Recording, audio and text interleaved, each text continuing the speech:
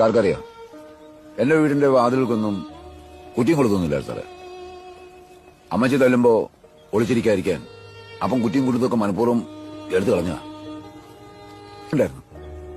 ആ കത്തി വെച്ച് എന്റെ അമ്മച്ചിയുടെ ഉടുപ്പിന് ശരീരത്തിലൊക്കെ അപ്പനിങ്ങനെ വരയും, എന്നിട്ട് തല്ലും. രാത്രി മുഴുവൻ പോച്ചില് കാരണം എന്റെ അമ്മച്ചിരുന്ന് കരയും. ഒരു ദിവസം അമ്മച്ചി എന്നോട് സഹായം ചോദിച്ചു. അന്ന് രാത്രി ആ കത്തിയെടുത്ത് ഉറങ്ങിക്കിടക്കണ അപ്പന്റെ നെഞ്ചത്തെ ഞാൻ കുത്തി. ഒറ്റ കുത്തിനെത്തും. പിന്നെ ഇറങ്ങി ഓടി. ഓട്ടത്തിനിടയില് എവിടെയൊക്കെ അമ്മച്ചിമാരെ ആരൊക്കെ ദ്രോഹിക്കുന്നുണ്ടോ അവരെയൊക്കെ ഞാൻ കുത്തി. അത് അപ്പനായാലും മോനായാലും.